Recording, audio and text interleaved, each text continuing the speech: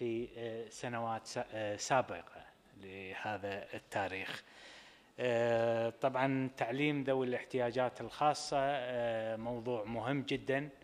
في الحقيقة احنا في الكويت الدولة ما بدأت تهتم في ذوي الاحتياجات الخاصة إلا مؤخرا بإصدار قانون خاص فيهم، وبدأت الدولة ترعاهم، لكن إلى الآن ما زلنا احنا في طور البداية مقارنة في الدول المتقدمة في هذه الأمور، سواء كانت من ناحية رعايتهم أو من ناحية تعليمهم. وللأسف يعني نحتاج إلى ثقافة خلينا نقول ثقافة كبيرة علشان نوعي أو نوعي حتى الأسر. يعني دائما الأسر أحيانا يكون عندها نوع من الخجل أو نوع من هذا لما يكون عندها طفل يحتاج إلى رعاية خاصة، أو عندها ابن عنده إعاقة معينة. إلى الآن ما يعني كثير من الأسر تتحفظ يعني وتحس في الخجل أن عندهم في الأسرة شخص ذوي إعاقة ويحتاج إلى رعاية خاصة. عندنا طبعا في هالجلسة هذه متحدثين لهم باع في هذا المجال ولهم خبرة طويلة في هذا المجال. أولهم معنا ديفيد بانس. ديفيد بانس اللي هو المدير التنفيذي لمادة سنتر. هذا مادة سنتر في قطر، هو اسمه العربي مركز التكنولوجيا المساعدة، أو قطر Assistive Technology. قبل لا يستلم المهام ديفيد كمدير تنفيذي، أو نسميه الرئيس التنفيذي اللي هو الشيف اكزيكتيف اوفيسر، كان نائب للمدير التنفيذي، وقبلها له باع طويل في التدريس وفي الإدارة الخاصة بالتعليم لذوي الاحتياجات الخاصة. المتحدث الآخر معنا هو الأستاذ محمد جهاد درغام، وهو مدير المشاريع ومستشار تعليم إلكتروني في المركز الإقليمي لتطوير البرمجيات التعليمية. حاصل على درجة الماجستير في تكنولوجيا المعلومات والبكالوريوس في علوم الكمبيوتر. شارك في العديد من مشاريع التعليم الإلكتروني لصالح وزارات التربية وزارات التربية بدولة الكويت وعدد من الدول العربية، كما شارك في وضع الخطط الاستراتيجية لآليات ونظم التعليم الإلكتروني. وله مشاركات كثيرة في ورشات عمل وفي مؤتمرات في تقديم بحوث بهذا الخصوص. نبدأ جلستنا هذه بالأستاذ ديفيد بانس، راح يتكلم بخصوص التجربة القطرية بهذا الخصوص وتجربته في هذا السنتر. David, the floor is yours. I'm sorry I did not introduce you in English, but I understand there is instant translation. There is. Thank you.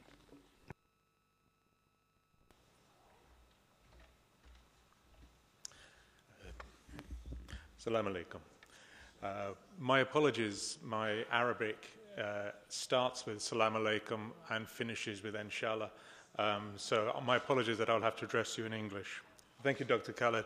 And can I pass on my thanks to His Highness, His Excellency, the organisers and sponsors of the conference, and to all the people I've met in Kuwait. It's my first visit to Kuwait, for their generosity and hospitality, and in particular for giving me this opportunity to address you and to discuss how we move from debate on assistive technology to collaboration and decision-making and taking action to implement assistive technology for Arabic-speaking people with a disability. Because the truth is that what we face is that actually Arabic-speaking people with a disability are using assistive technology every day. It's out there, people use it successfully in schools, in colleges and universities, in employment and in everyday life. And yet the scale of uptake, the success of implementation is far more limited. And the questions we need to ask are why? What are the barriers to uptake and what do we do about them? The scale of the issue is huge. The scale is always greater than estimated. And we've heard many statistics this morning. But for all sorts of reasons, we know that the number of people who benefit from assistive technology is more than those percentages. We know that there are issues of non-disclosure. Many Arabic speakers prefer not to admit that they have a disability, that they have a special need, an additional need. Diagnosis does not always accommodate functional limitation. As people become older, they may find that one or more function deteriorates without ever wishing to be defined as disabled. I'm one of those people. The last time I went for a hearing test, my audiologist told me within 2 years you will need a hearing aid.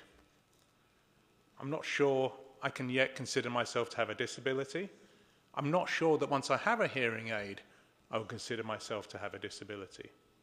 But as a result of aging, I'm acquiring an additional need. Many hidden disabilities may be unreported. I think one of the most positive things about this conference is that it's addressing probably the greatest single hidden disability, that of learning disability.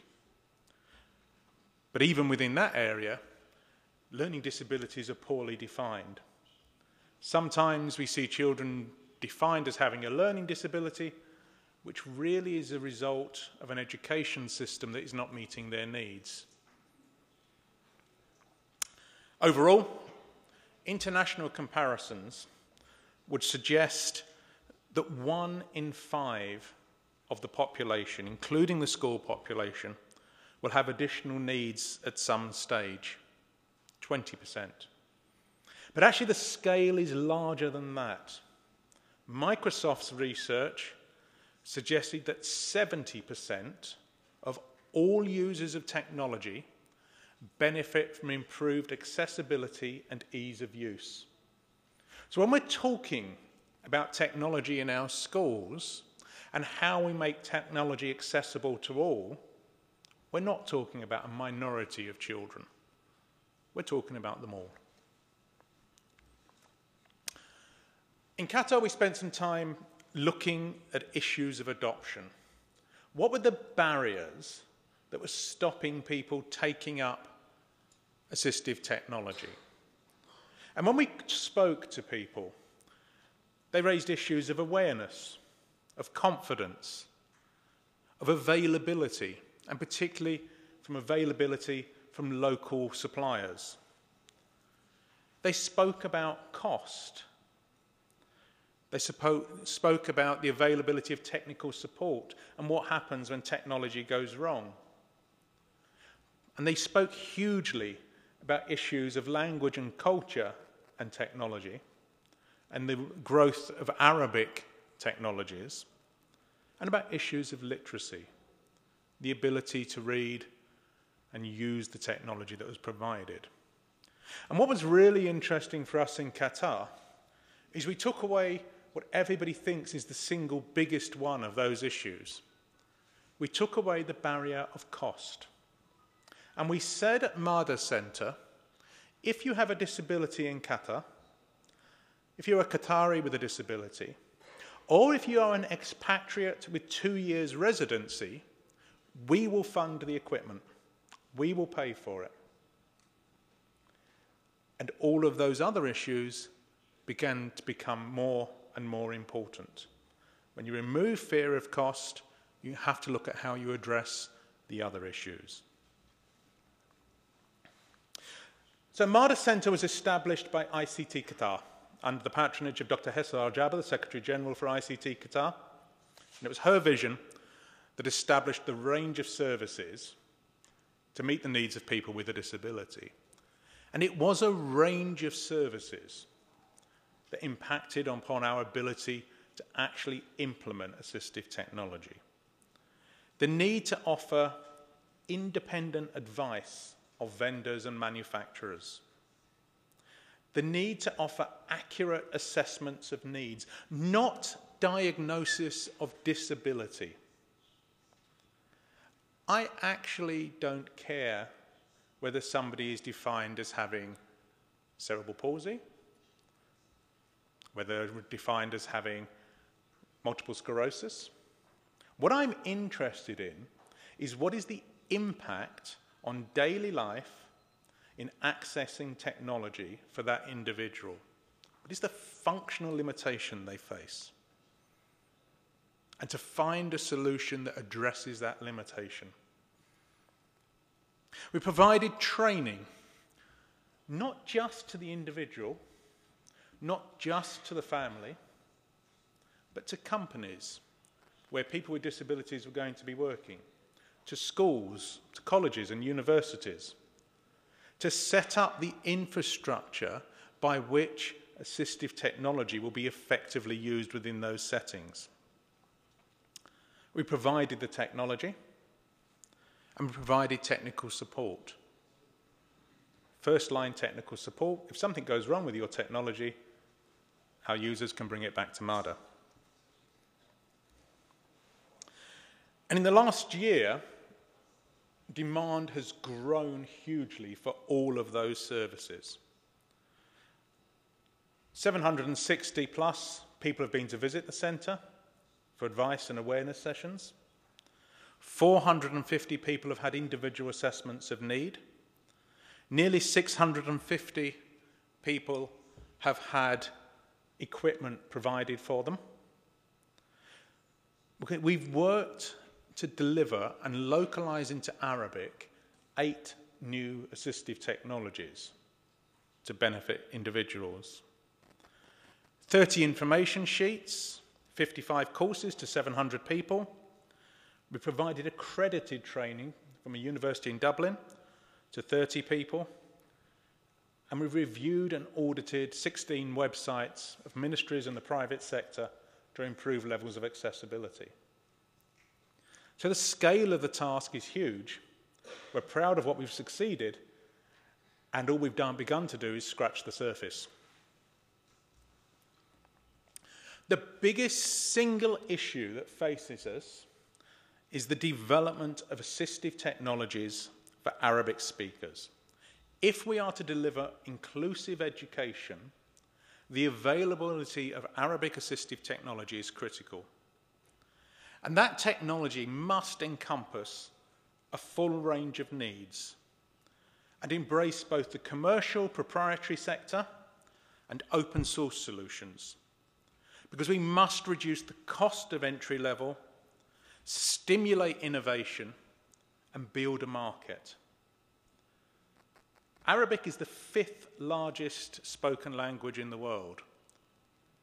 It makes no sense why languages much smaller already have assistive technologies available to them. The diversity of Arabic is an issue, but making commercial companies aware of the market opportunity across the Arabic-speaking world is extremely important. And the assistive technologies already exist. Many technologies are out there and available for our use. For people with a visual impairment or who are blind, we have screen readers. Last night somebody asked me, is there an Arabic screen reader? I said there was at least 4 that I knew of, all of which I knew were being used in Qatar. Portable aids, braille note takers, voice output machines for carrying with you. Magnification that supports Arabic and with Arabic menus to make everything on the screen larger. And mobile devices across Windows Mobile, Apple and Android the growth of accessible technologies within them and the touch interface has benefited huge numbers. And the touch interface is one of the most valuable tools for people with learning disabilities. One of the biggest single barriers to people with learning disabilities taking up technology was the keyboard and mouse, because it diverted their attention from what was on screen to what they were doing with their hands. With touch devices, what you see is what you touch, is what you get. It's simple. So MADA's been working extensively to try to bring new technologies to the Arabic-speaking world. Sometimes that's about finding something that's already available and making sure that teachers and professionals realize that it has benefits for people with a disability. Word prediction is built into most of our mobile phones. Arabic word prediction is in there. But very few teachers I met thought of using that as a support to literacy on a tablet device for somebody who was struggling with reading and writing. We needed to go further and bring in new technologies. One area we worked in was on a program called Clicker 5. And Clicker 5 combined text with graphics, with sound, with video to support the development of literacy and the needs of people with learning disabilities. Hugely popular in Europe and America, and now available for the first time to support Arabic. We're currently rolling out a program to put the software into every school in Qatar, with training and with support. And we had a surprise. We developed the software for people with learning disabilities, physical disabilities, and then our deaf school came to us and said, you know, when you combine video with graphics, with text, and you let teachers design their own materials, this is really good for deaf children to help them improve their literacy. We didn't plan it that way, but with the imagination of the schools, of the teachers within the deaf school, saw added benefits. Support for physical needs. There's a wide range of keyboards available and on-screen keyboards, and these support Arabic well. But we probably need more. One of the biggest criticisms I have of the keyboards is the upper one you see here, the one with Google written on it, which has both English and Arabic text. Very, very confusing for children with dyslexia. Too much information on each key top. Very confusing for children with low vision. So we need to think of strategies to address that. We looked at support for people with hearing loss. And we talked at length to deaf people.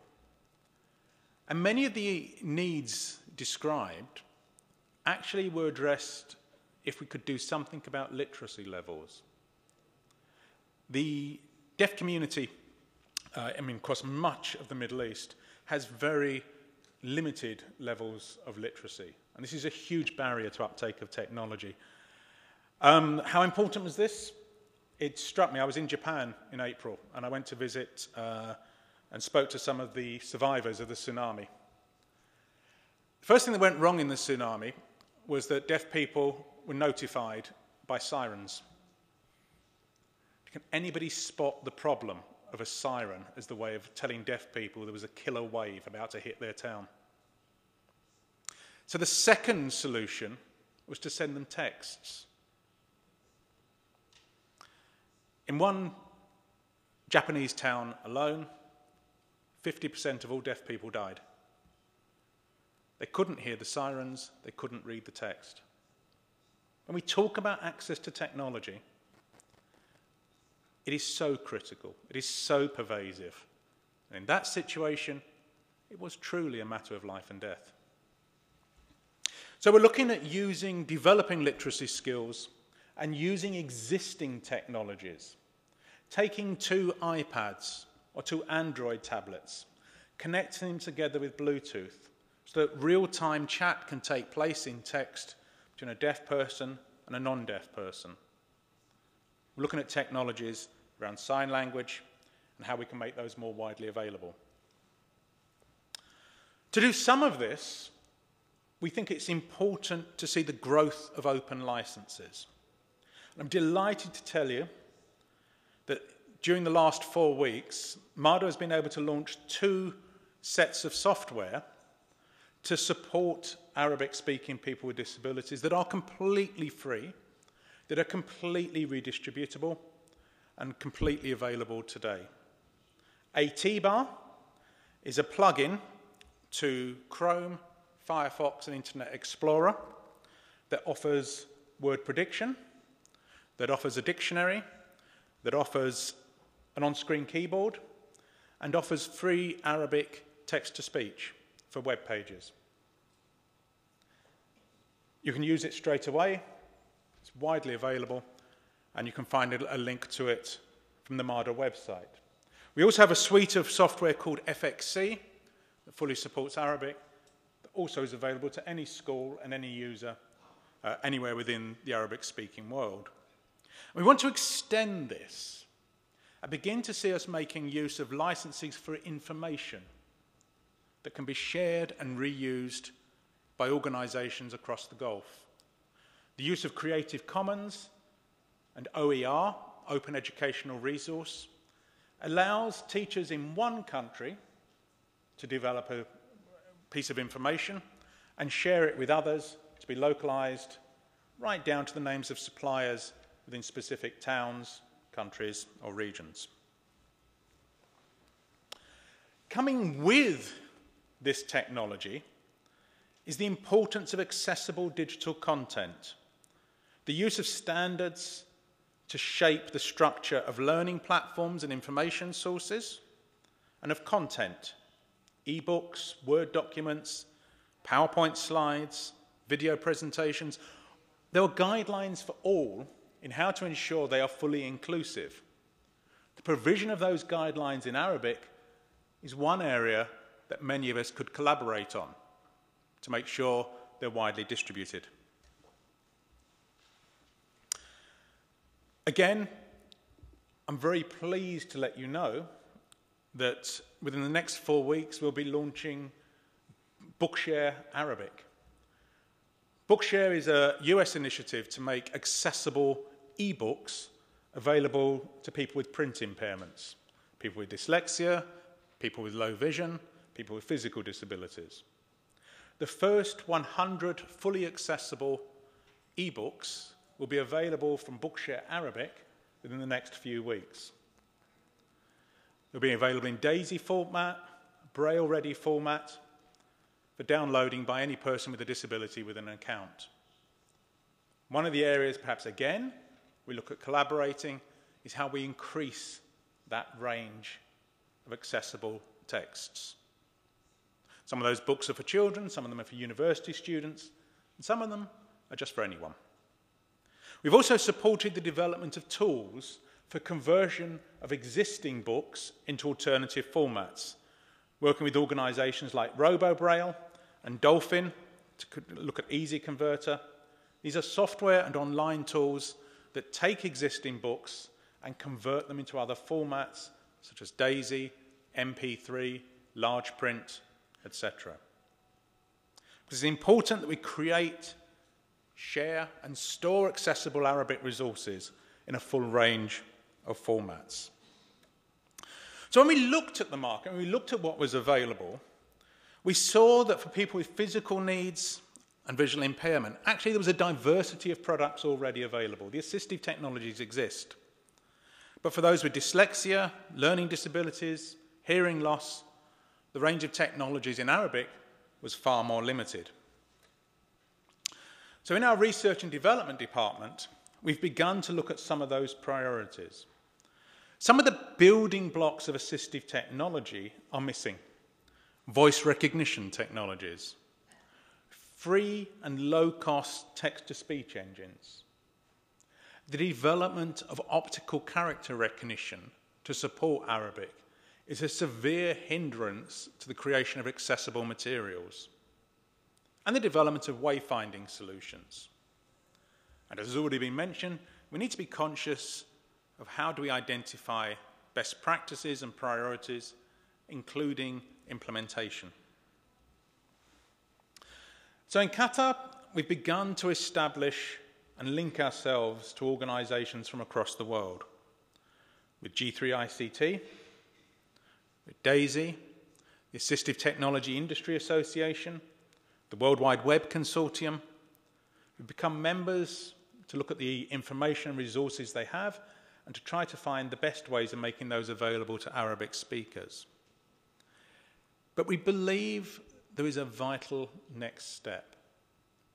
And that vital next step is to grow regional collaboration, to look at ways of linking together assistive technology organisations and those with an interest in assistive technology across the Gulf. Because we need to look at how we stimulate research and innovation in new solutions. We need to develop those solutions. It is not enough to fund research unless at the end of it there is a product that is going to change lives, that is going to have an impact on people with a disability. So sometimes a relatively low cost, that's about looking at an effective solution that's available in another language and localizing it to Arabic. And actually in those situations the cost is very small. What is needed is people are prepared to put time into those projects, to translate, to beta test, and to prepare training materials. Because we can share training materials and reduce the cost of bringing these technologies into our market still further. And ultimately, through collaboration and cooperation, to build Arabic capacity, to build our capacity to deliver these services. And I believe that that is made up of at least 3 building blocks. The public sector and government, the private sector and companies, and NGOs. Schools, of course, could be in any one of those.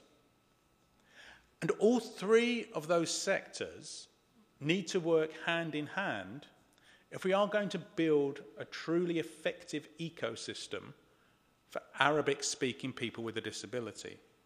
And to give you some examples, in Qatar, the public sector, ICT Qatar drafted and launched the e-accessibility policy for the country, laying down clear expectations for public websites, the availability of accessible ATMs, kiosks, and so on. The private sector, QTEL, one of our telecommunications providers, launched the Connected initiative for people with a disability. Amongst other things, it offered any person registered with a disability a 50% discount on all tariffs, reducing the cost of being connected. And with Microsoft, we launched IMCAN, digital literacy materials in English and Arabic. And as with NGOs, we went ahead in Qatar with Shafala, Al Noor Centre, cultural and social clubs, societies, to work together to reach directly to disabled people where that was of greatest benefit to them. Putting our assistive technology skills and experience connected to those wide networks of those other organisations. So one of the things we would like to do to work with other centres is to map out what is the current state of the Arabic ecosystem. Who is offering advice and assessment? Who is offering training? How is provision made? What research is going on? What localization is happening? Let's begin to shape who is doing what across the region and build one upon the other rather than replicate and repeat what someone else is doing. That way we can accelerate the uptake and availability of technology for disabled people. For an organisation, that could be like MADA, that has a reasonably even spread of activity across all of those functions. But for another organisation, it might be that one sector, such as training, dominates, and they do far less in the others. other organisations. It may be that it's very fragmented, with some of those services being central and others being further removed. But the idea ultimately is to begin to be able to build a map of what is currently available, and importantly then to seek to share and reuse each other's resources, freely shared. So if we know that people have got really good materials in Arabic, raising awareness, let's localise them and reuse them elsewhere within the region. If somebody else has training materials they make available for free, let's make them for free available elsewhere. If there is good practice in e-accessibility or technical support, let's share that and replicate it. So the next steps that we're planning to do, and we'd be delighted for anyone here to join us, we will offer all of our materials, our fact sheets and information sheets, under Creative Commons license. Creative Commons license means that anybody here can use and reuse our resources without asking us for permission. We grant that permission in the license. We will continue to stimulate the development of Arabic assistive technologies. But here's the problem. We made a recent call to companies for Arabic assistive technologies. 31 companies came forward to say they would like to localize their product to support Arabic speakers. We selected 12 of those to shortlist. We've got funding probably for 4. So what happens to the others? Well, what we've been able to do is to agree with those companies that we will share their proposals with other organisations. So on June the 5th in Doha, we will have our first research forum. And we'd like to invite you to join us. And at that research forum, we will share those proposals that we cannot support this year. And if someone of another organisation says, actually, that's exactly what we're looking for, we'll hand it over to you, that you deal with the company, set up the service to bring another assistive technology into the Arabic-speaking world. And then we want to go beyond that to a second meeting in early autumn 2012 to invite you to join with us to look at how we collaborate and cooperate on a more formal basis. Not as a formal organisation, but where we each put resource and time into developing solutions that will assist people with a disability across the Arabic-speaking world. So thank you for listening. Thank you for putting up with my English. It is much appreciated. If you'd like to discuss any of the possibilities, and particularly if you'd like to discuss ways in which we might collaborate, please contact us either via our social networks or directly, myself by email, via our website. We would genuinely be delighted to enter into partnership with you all. Thank you very much. Thank you very much, David, and thank you for sticking to the time allocated to you. الشكر الجزيل للسيد ديفيد بانس.